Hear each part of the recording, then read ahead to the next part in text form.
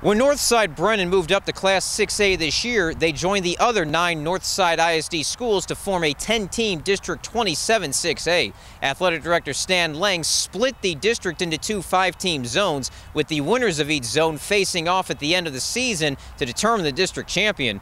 While Lang probably dreamt about having 2 9-0 teams ranked in the top 15 playing each other for that title, and that's exactly what happened as Brennan played host to Brandeis. First ever meeting between the 2 schools, but the 2 coaching staffs knew each other pretty well. Let's head inside of Ferris Stadium and check out the title game. Head coaches John Campbell of Brandeis and Stephen Bazor of Brennan know each other extremely well. They were assistants at Northside J, then Bazor assisted under Campbell at both Katy Taylor and Brandeis before Bazor took over when Brennan opened up in 2010. Bazor rested stud quarterback Deshaun Key, who was injured, and started Tavion Tollfree, who is already 2-0 this season as a starter.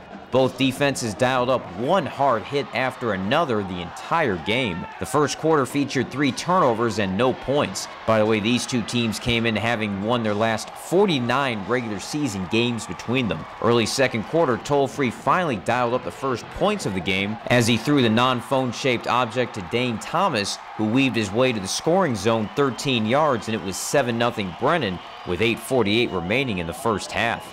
Next Bear drive, and Tollfree fumbled the ball, and it was recovered by the Broncos' Brandon Smith. Each team now with a pair of turnovers. Ensuing drive, running back Jalen Dukes took the pitch and ran all over the field, Brennan defenders missing tackles. Finally brought down at the 10 after a 29-yard run.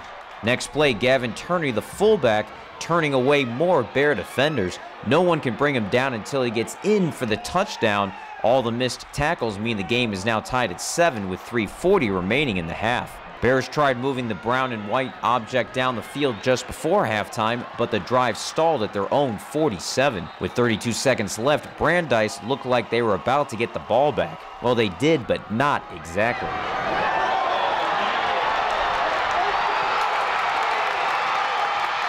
Jalen Collier on the fake punt, 53 yards, and Brennan regained the lead right before halftime. Hey Jalen, please describe the fake. It was initially a punt. I was supposed to punt it, but I had so much pressure on my kicking leg, so I didn't want to challenge, want to risk getting hurt, so I had to take what I saw and I scored. It was pretty great, but you know, when it's not called, you can come back to the sideline and think you're gonna get ripped, but it all turned out for the best, so I'm glad I did what I did. The only bad plays are the ones that don't work. Brennan with the momentum going into the locker room. Collier would make another big play later on. Brandeis drove down the field to start the second half. 3rd and 5 from the Brennan 11. Quarterback Paul Lozano tried to find Derek Denard for 6.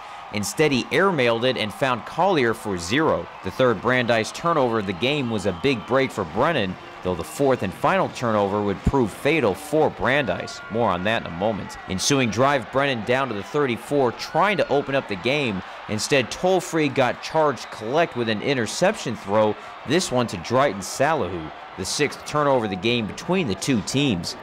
Bears forced a punt, and on the first play after the Bronco non-fake punt, Devontae Warren took the handoff, ran left, went through a hole, and turned on the speed on his way to a 72-yard touchdown run. He ran 18.5 miles per hour. School zone speed is 20 miles per hour, so no speeding ticket for him, but 7 points for Brennan as they moved out to a 21-7 lead. A Brandeis field goal cut the lead to 21-10 after 3.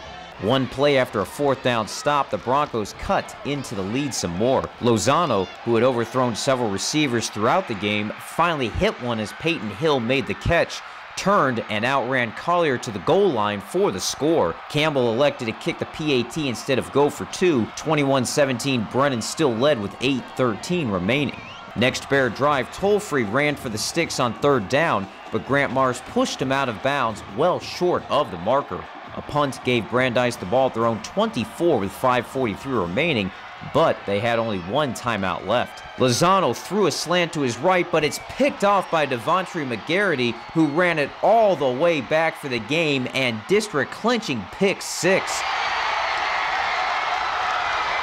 But hang on a second, look at the replay, and the head linesman on the far side threw a flag. You can barely see it, but the call is defensive holding against Collier. Stephen Bazor not happy with the call. I don't think he'll invite any of the officials over for Thanksgiving dinner. Brandeis given new life in the first down. Broncos, though, would not take advantage of the penalty. 1:28 left, Brandeis 1st and 10 at the Brennan 37. Lozano tried to find Hall, but he underthrew the ball, and it was intercepted by Derek Hill. No penalty flags this time. This play was clean. The 4th turnover of the game by Brandeis, and the 7th in the game between the two teams, was the fatal blow to the Broncos' title chances. Bear fans happy, Bronco fans not. Bazor gets the ice-cold bath, and Brennan the win 21-17. Their 33rd regular season win in a row. Brandeis' 17-game regular season win streak ended, along with their 24-game win streak versus Northside ISD schools. It was very physical. You know, I know their style. You know, we try to have a similar style, and we had big hits, they had big hits. We had big plays, they had big plays. I mean, I think this game had everything. And you know, that's what you expect in a top 25 type matchup. It was a knockdown drag out. It was everything that I think people thought that they would see out of this game.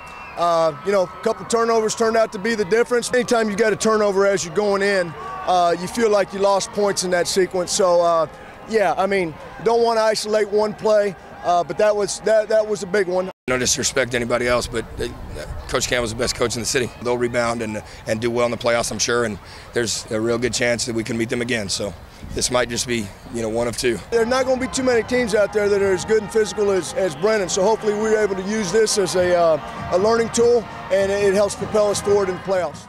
On your screen right now, you see that both Brennan and Brandeis will face off against a Corpus Christi area team in the first round of the playoffs. But what you don't see is that Brennan will face off against Steele in the second round if both teams get out of the first round. Brandeis, meanwhile, they have an easier path to get to the state quarterfinals, where they could face off again against Brennan or Cibolo Steele. Reporting from Ferris Stadium here in San Antonio, I'm Greg Sherman for TexasHSFootball.com.